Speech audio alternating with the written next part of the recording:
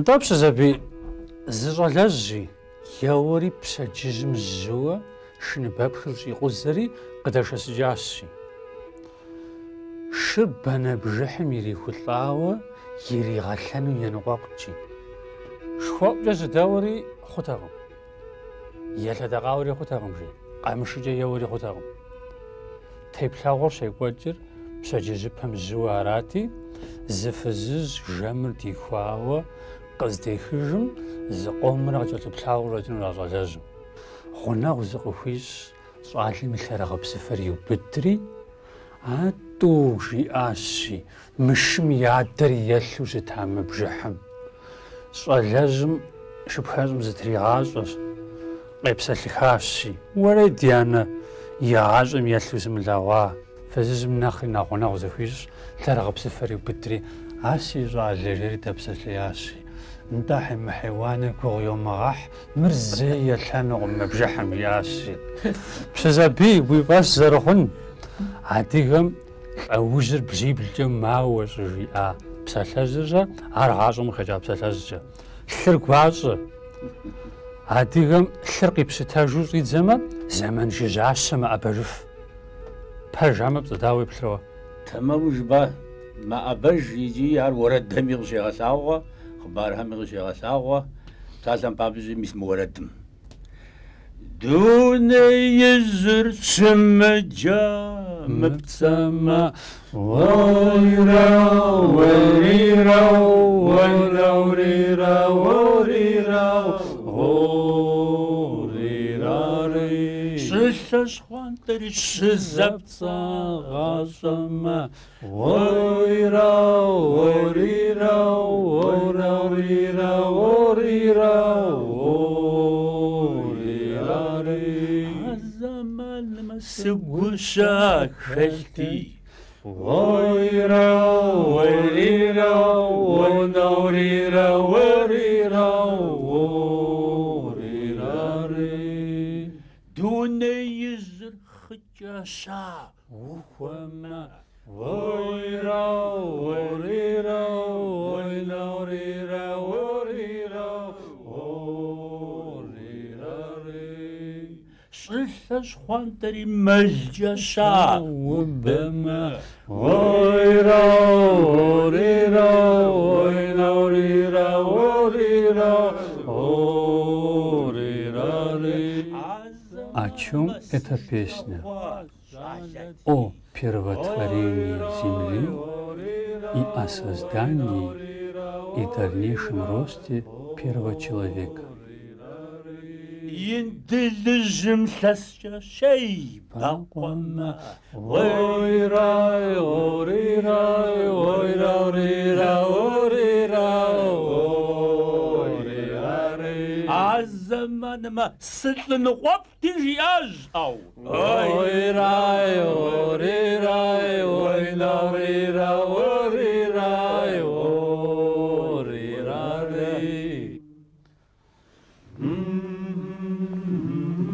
Итак, я приглашаю вас в поход в прошлое. Что понадобится нам в этом пути, в этом походе и в этом наезде? Тут важно все предусмотреть. И одежду, и снаряжение, и коня, и, конечно же, надо предусмотреть, какую пищу мы будем брать с собой. Заметьте, одно то обстоятельство, что у адыгов имеются два термина для обозначения обычной пищи и пищи, которую берут с собой в поход. Это уже одно обстоятельство говорит о том, что институт наездничества имел широкое распространение в среде адыгов, и институт наездничества имеет глубокие корни в среде адыгов. Что мы можем взять с собой в дорогу? Естественно, пища, которая не портится, которая сохраняет свои вкусовые качества, даже через время остается, как говорят адыги, кават, калорийным. Сегодня мы с вами приготовим походную дорожную пищу, которая обозначалась адыгами собирательным термином «гуамелля». Сюда входит «огуль». Я не буду переводить эти слова, поскольку они непереводимы. Сюда входит «огуль», сюда входит «фумажаджа», «чадыджейгусу», сюда входит «трумбе», сюда входит «хакурт» и сюда входит «шхуз». Сегодня мы постараемся для вас приготовить каждое из этих блюд, и мы постараемся как можно поподробнее описать и показать вам достоинства и в чем соль, как говорится, от каждой разновидности этой пищи.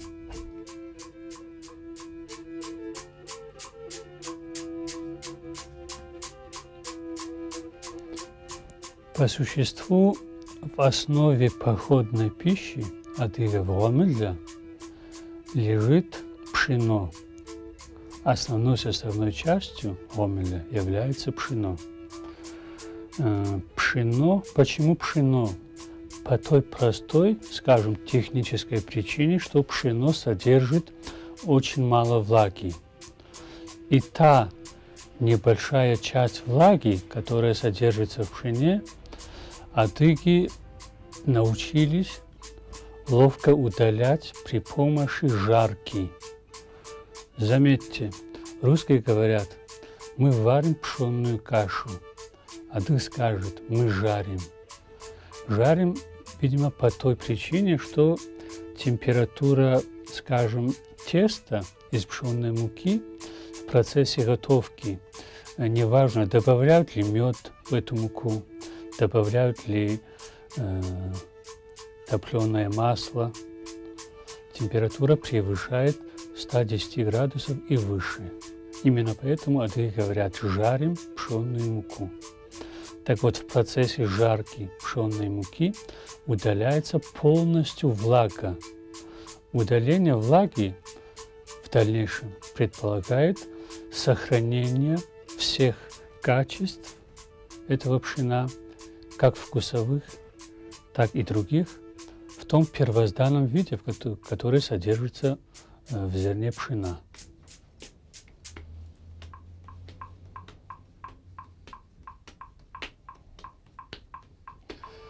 Первое походное наездническое блюдо, которое мы приготовим, это мажаджа пшенная с яйцами. Как вы видите, для этого пшенную муку замешивают на теплом молоке с добавлением соли.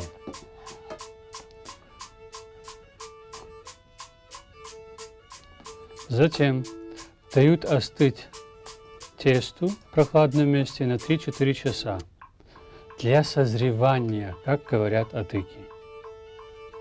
Готовое тесто выкладывают на сковородку, которая предварительно смазывается топленым маслом. Заметьте, слой теста, который выкладывается на сковородку, должен составлять 6-8 сантиметров. Это как раз та необходимая толщина, которая нужна для того, чтобы утопить в этом тесте яйца на 2/3, что мы и делаем сейчас. После того, как яйца вдавлены в тесто, поверхность теста разравнивается, накрывается крышкой, и сковородка ставится на угли. Раньше для этой цели использовали специальный овечий кизяк. В нашем же случае сегодня мы используем древесный уголь, что по существу в какой-то степени равнозначно.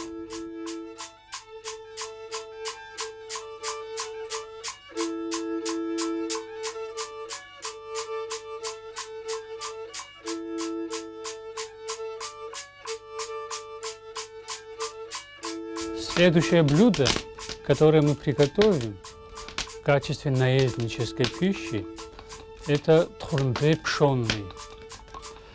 В основе этого блюда лежит опять-таки пшенная мука, мед, подогретый предварительно, взбитые яйца и топленое масло. Итак, предварительно разогрев мед до 55-60 градусов. Заметьте, опять-таки эта операция проделывается с целью удалить лишнюю влагу из меда.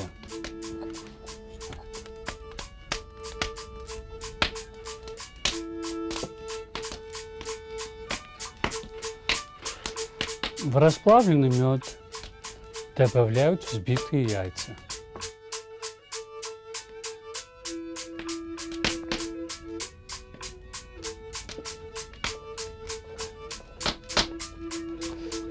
Добавив в расплавленный мед взбитые яйца, сюда же добавляют топленое масло.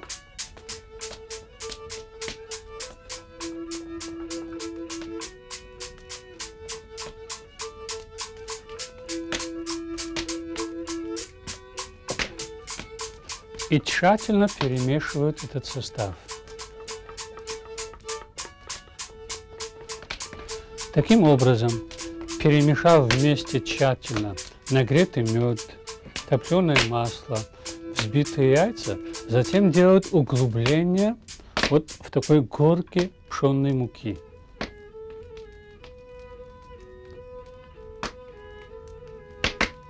И аккуратненько вливают этот состав в муку. Затем тщательно перемешивают муку вместе с этим составом.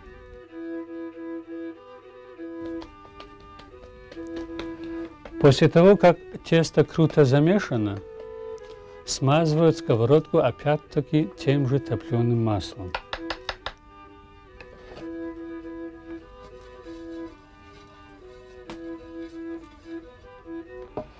После того, как сковородка смазана, начинают отщипывать от теста шарики, грамм 50-60 примерно, и заполняют этим тестом сковородку. Как и в случае с маджаджа, сковородку выставляем в очаг на угли. И готовится это блюдо до тех пор, пока вот эти катышки не приобретут, как говорят адыги, тешафа, золотистый цвет.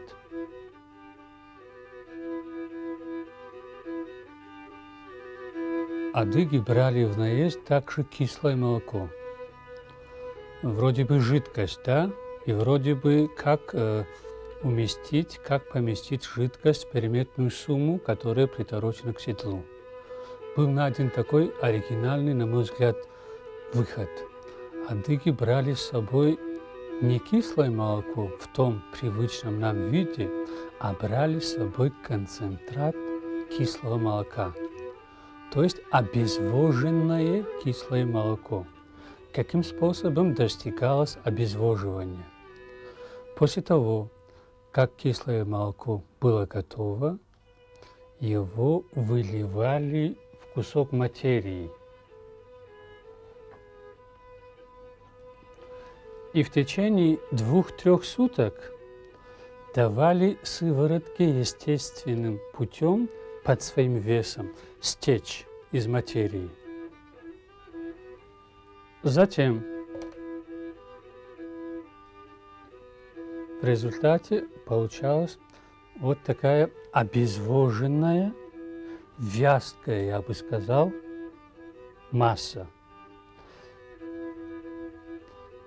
В результате тот продукт, который мы получили, называется адыгами шхуз. Шхуз можно было поместить уже и положить в котомку. Котомку, в свою очередь, клали в переметную сумму.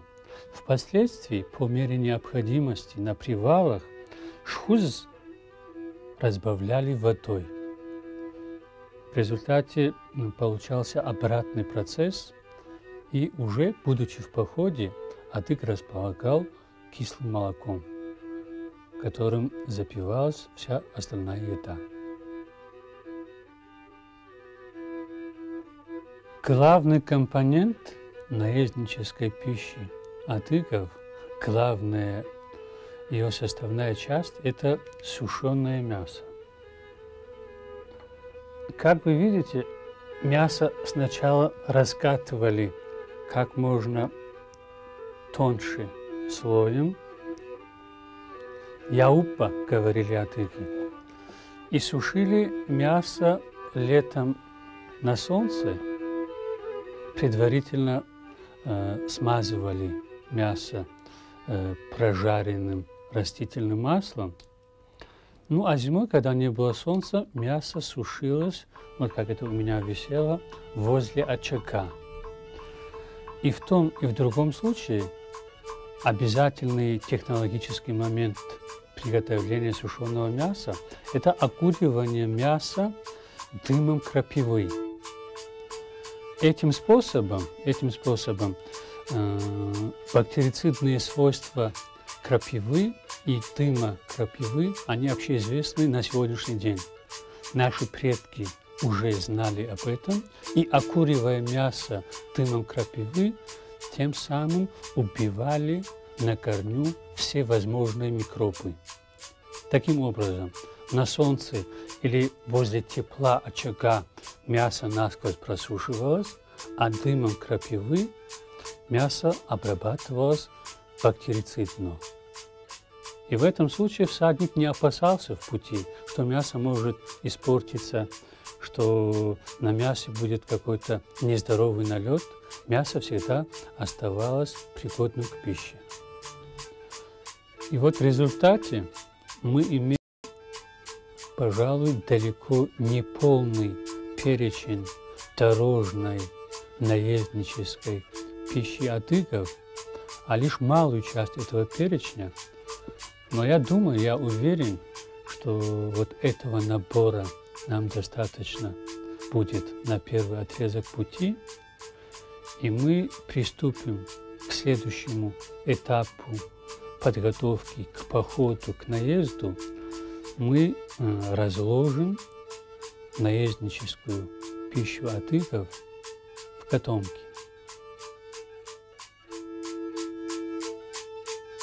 Следующее блюдо из перечня вот наезднической пищи – это блюдо, которое называется адыгами хакурт. Хакурт представляет собой кукурузную муку, но прежде чем смолоть эту кукурузу, адыги жарили эту кукурузу до золотистого цвета. И в результате и мука, которую мы сейчас имеем на столе, как вы видите, тоже золотистого цвета. При длительном хранении хакурт хранили вот в таком сухом виде. А наездник, отправляясь в дорогу, в путь, предварительно замешивал хакурт на, опять-таки, подогретом меде. Как я уже говорил, мед подогревается с целью устранения лишней влаги. И вот у нас в результате два ингредиента. Сухая мука, как я уже сказал, зерна кукурузы были прожарены, и мед, из которого выпарен последний остаток воды. Вливая разогретый мед в эту муку, получаем тестообразную, круто замешанную массу. Затем из полученной тестообразной крутой массы лепят небольшие шарики размером с небольшое куриное яйцо.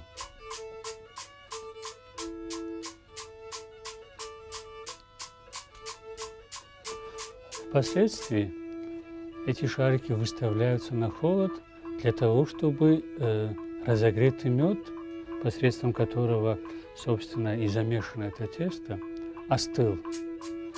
И вот когда мед остывает, и остывает это тесто, мы получаем такую пластичную массу, которая сохраняет одновременно и какую-то гибкость, и сохраняет какое-то вот непередаваемое, что ли, тепло, которое наличествовало в момент приготовления. Я вас уверяю, вот эти шарики, больше других блюд наезднических впитывают, как мне кажется, возможно, это субъективное мое мнение, тепло рук матери. И каково, будучи в походе, вкусить вот плод труда матери. Это всегда приятно, это всегда тепло, это всегда вдохновляет, и это всегда комфортно. Это вдвойне актуально для меня, потому что наездническую, традиционную, походную пищу адыгов сегодня приготовила для меня моя мама Цаца Цепинова.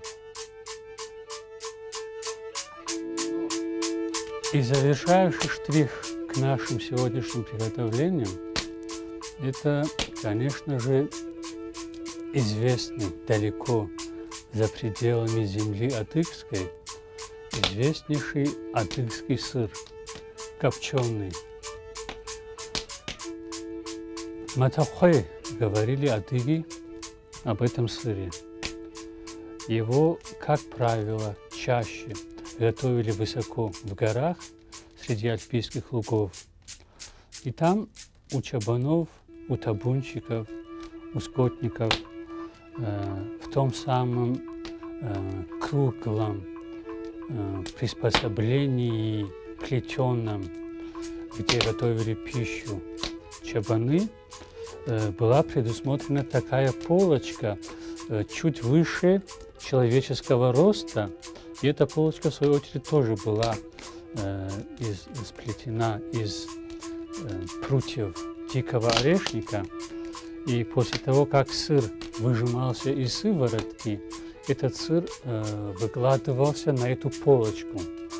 И дым, который шел от очага в процессе повседневной готовки пищи, способствовал вот такому равномерному копчению этого сыра. В результате сыр приобретал вот такой золотистый, приятный цвет, и сыр приобретал, ну, прямо неповторимые вкусовые качества. Собственно, этот аромат и этот цвет и делают неповторимым адыгский сыр. Естественно, этот дым дезинфицировал и играл бактерицидную роль в процессе готовки этого сыра.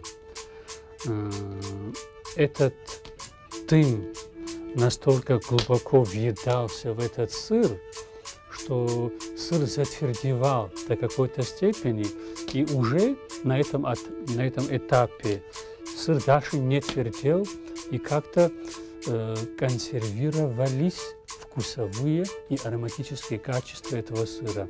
Естественно, этот сыр адыгские наездники брали с собой в поход, в наезд, как продукт, который хранился долго и безупречно.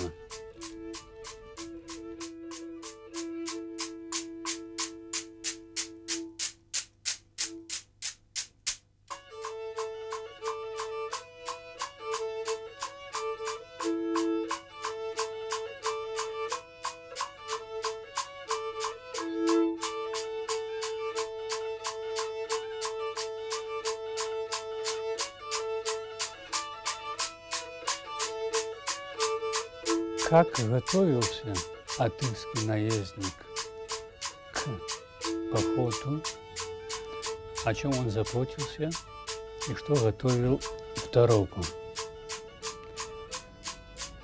Это оружие, одежда, пища, ну и, конечно же, конь. Начнем с оружия. Огнестрельное оружие в среде черкесов начало иметь хождение уже к началу XVIII века. Мы сейчас не будем подробно останавливаться на всех видах оружия адыгов, вскользь просто остановимся на некоторых, на наш взгляд, интересных моментах.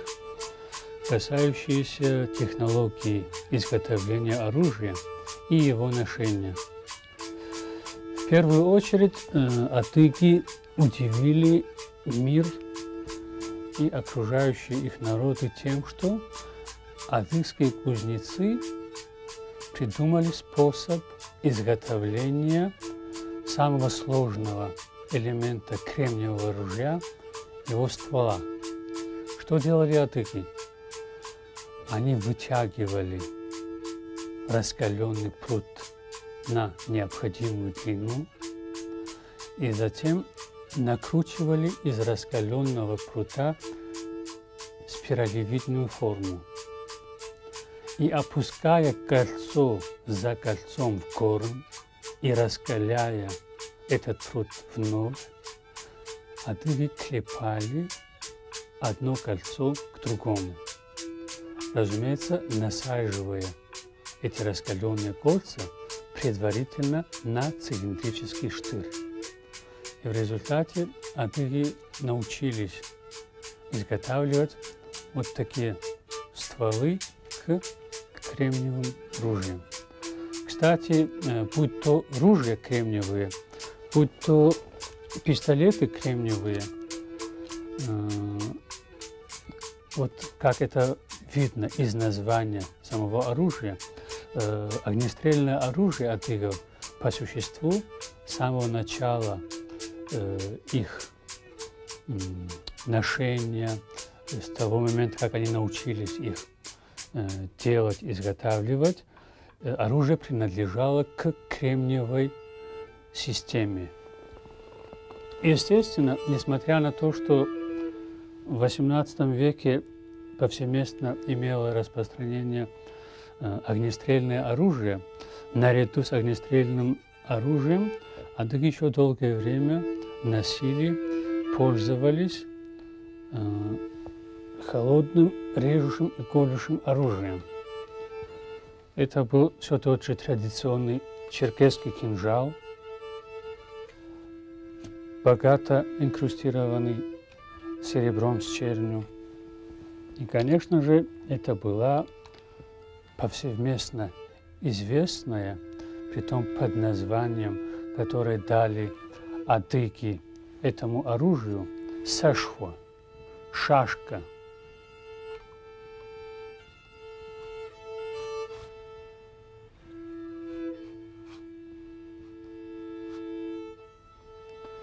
По существу, вот перед нами такой необходимый, что ли, элемент, набор оружия черкеса, отправлявшегося в поход. Есть еще несколько сопутствующих вещей, которые адыги брали с собой в поход. Это пороховница. Она имеет вот такую форму. И натруска. Нетрудно догадаться, что в пороховнице адыги держали при себе, носили с собой сухой запас пороха и, высыпая из пороховницы в эту натруску порох, затем с этого натруска путем специального приспособления порох высыпался на полочку кремниевого ружья или кремниевого пистолета. Вот по существу необходимый набор оружия, который брал с собой в дорогу черкес. Теперь поговорим об одежде наездника. Мы не будем сейчас рассматривать всю одежду, мы поговорим о трех основных, более того, обязательных элементах костюма наездника. В первую очередь это, конечно же, шапка. Адыги издревле делали свои шапки из овчины, и в тот или иной период шапки адыгов имели самые различные конфигурации, самые различные формы. Шапка, которую я держу в руках, прочно вошла в быт адыгов к началу XIX века. Адыги изначально называли эту привозную шапку бухарской. Отказавшись от шлема, адыги еще долгое время подкладывали под подкладу этой шапки кольчужную сетку. Обратите внимание, сама по себе эта шапка, овчина, из которой сшита эта шапка, она довольно упруга. И плюс к тому же кольчужная сетка, и считалось, а в действительности так оно и было, что эта шапка с кольчужной сеткой под подкладой могла уберечь всадника от, скажем, среднего удара сабельного. Следующий элемент, обязательный элемент одежды наездника – это башлык. Само слово «башлык» восходит к тюркскому «баш» – голова. Это термин обозначения названия этой одежды, который прочно вошел, скажем, в русский язык и в другие языки возможно. Адыги же имели свое название этого элемента одежды, и вот по сей день в Адыгее сохранилось это слово «шхархон», говорили адыги. Опять-таки это тоже восходит к адыгскому «шха» – голова. Как вы видите, башлык адыгский имел белый цвет, в отличие, скажем, от Западной Грузии и частично абхазов, которые имели черные башлыки или коричневые башлыки. Башлыки адыгов были изначально и впоследствии белыми. Башлык состоял вот из такого конусообразного надвершия, который надевался на шапку. Кстати, опять-таки, в отличие от многих других народов, адыги надевали башлык только и только на шапку. На голову башлык не надевался. Башлык имел вот такие две лопасти. Эти лопасти служили для того, чтобы закутывать в ненастье и в непогоду шею. Этими же лопастями, когда всадник предпочитал в той или иной ситуации быть неузнанным, этими лопастями прикрывалась голова.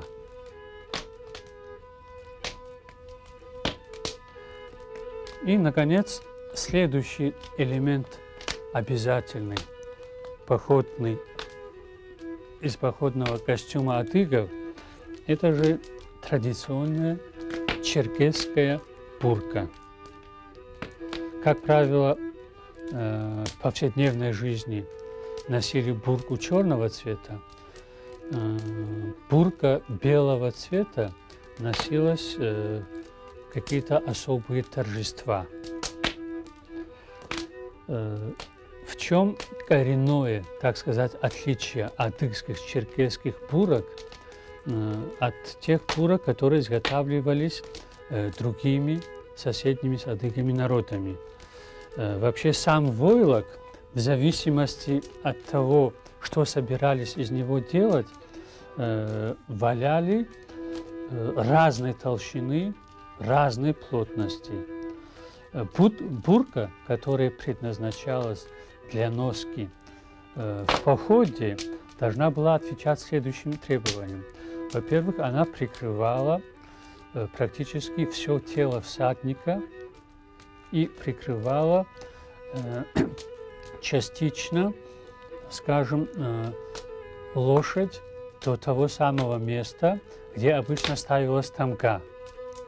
Опять-таки, полы бурки, в тех случаях, когда всадник предпочитал быть неузнанным и предпочитал, чтобы его конь тоже оставался неузнанным, полами бурки прикрывали тамгу.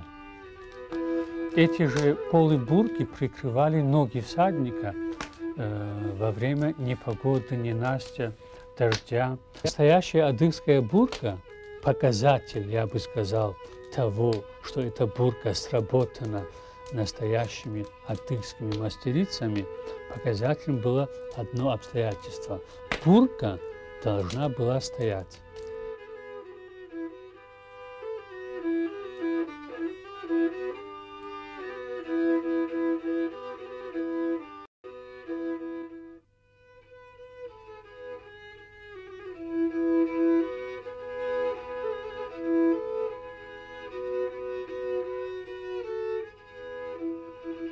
Наездническая пища готова. Основные элементы походного костюма мы подобрали. Дело осталось за малым. Оседлать коня. Знаете ли вы, дорогие телезрители, что всемирно известная порода кабардинской лошади – это не какая-то безликая одна породная масса, а порода, которая состоит из множества породных ветвей. И что удивительно, адыгский всадник, отправляясь то ли в наезд, то ли в набег, в зависимости от местности, которую он собирался пересекать, подбирал того или иного коня. Вернее, того или иного коня той или иной породной ветви. Что удивительно, доподлинно было известно, что самая распространенная порода и знаменитая порода шолях, у них копыта были сформированы стаканчиком.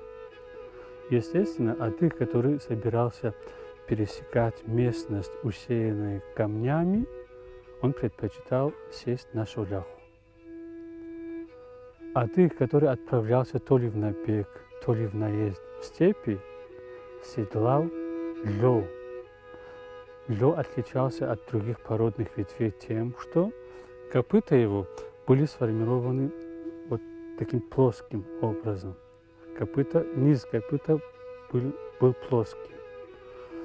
И такая лошадь прочно держалась на равнинной местности. Другая породная ветвь, карашокаль, адыги седлали этих коней тогда, когда отправлялись в поход в горы. Они отличались, как бы мы сейчас сказали, хорошо развитым вестибулярным аппаратом, и эти лошади проходили по тем же, чуть ли не по тем же кромкам, по которым проходили дикие козы. Была еще одна породная ветвь, которая имела свою отличительную особенность. Коней из этой породы нельзя было долго гнать против солнца.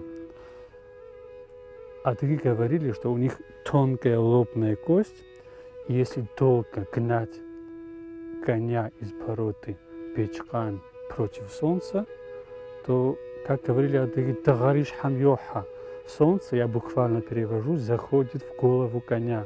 Этот конь начинал крутиться на месте и терял ориентир. Вот мы не будем сейчас распространяться и говорить только о всех породных ветвях. Это тема отдельной беседы. Сегодня же мы оседлаем моего кара и отправимся в поход.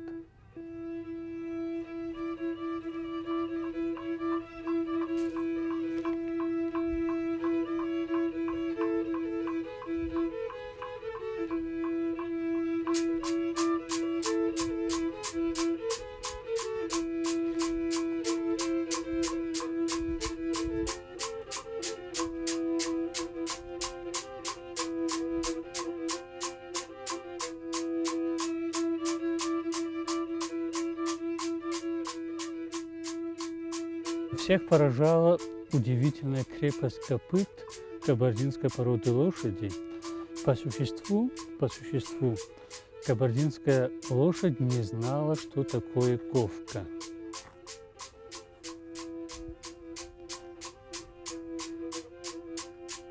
Шахар гуапсавши, нугасахар шагодж, говорили адыги. Треножные путы на сердце покой, а двуножные путы от них лошадь теряется, говорили адыги. Ара.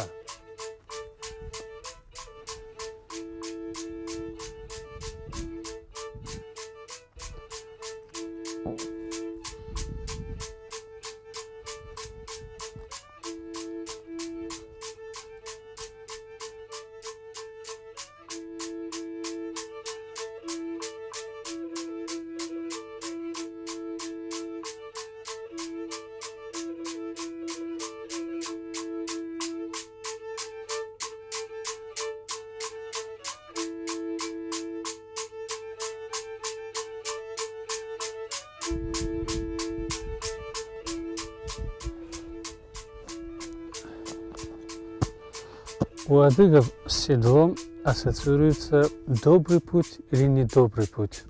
«Ванамахват ильхан» говорили адыги, или «ванамахват ильхан». То есть отправиться нам в путь под счастливым седлом или отправиться нам в путь под несчастливым седлом. И вот хотел сказать об одной отличительной черте кабардинского седла. Вот эти высокие углы и кожаная подушка кабардинского седла, как правило, наполнялась, набивалась, адыги говорили блянац. Что такое бляна у адыгов? Это по существу дикие парнокопытные животные. Так вот, седло подушки набивалось 6 диких парнокопытных животных. Это было редкостью, и, видимо, добыть такую шерсть было тяжело, и подстрелить такую дичь было редкостным явлением. О том, что это действительно так, может служить одно обстоятельство. Так вот, шерсть, которая шла на то, чтобы заполнить один угол кабардинского седла, считалась достойным колымом.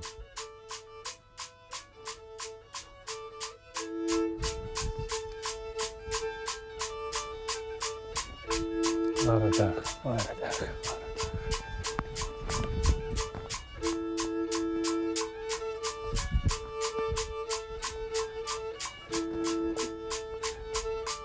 Вы знаете, с высоты коня этот мир видится по-иному. Этот мир видится по-другому. С высоты коня этот лес не кажется таким могучим и непроходимым. С высоты коня горизонт раздвигается. С высоты коня река не кажется такой широкой. И вообще с высоты коня все вещи как-то приближаются и смотрятся, видятся по-иному, ближе. И, наконец, с высоты своего коня адыг, пребывающий в язычестве, приближался к богам и приближал их к себе.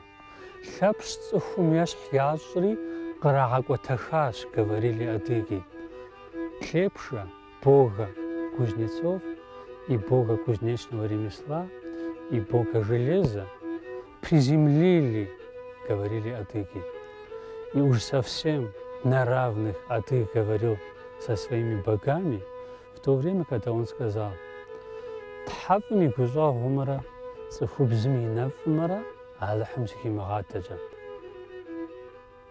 Не дай Бог мне выбирать между благосклонностью Всевышнего и благосклонностью женщины, сказал адыг, пребывающий в язычестве. Мне нравится этот народ, который вот так тепло общался, комфортно общался и чувствовал себя уютно со своими языческими богами. Итак, «Уанамахут итхава алхамжия» в добрый и счастливый нам путь. Невагара. Да, знаете ли вы, с какими словами обращался адыгский наездник к своему покровителю, к покровителю наездников Зикуатха?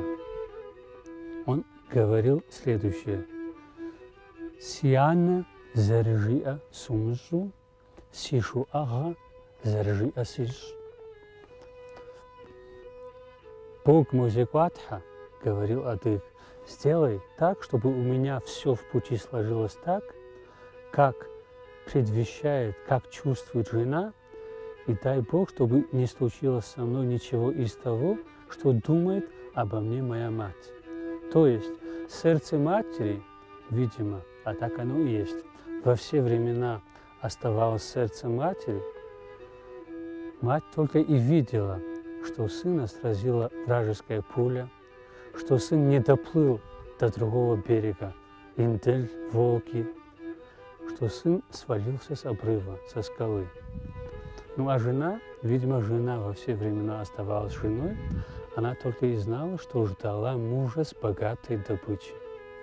Вот с какими словами обращался адыг к своему покровителю, Богу наездников зекватха. Не вахара.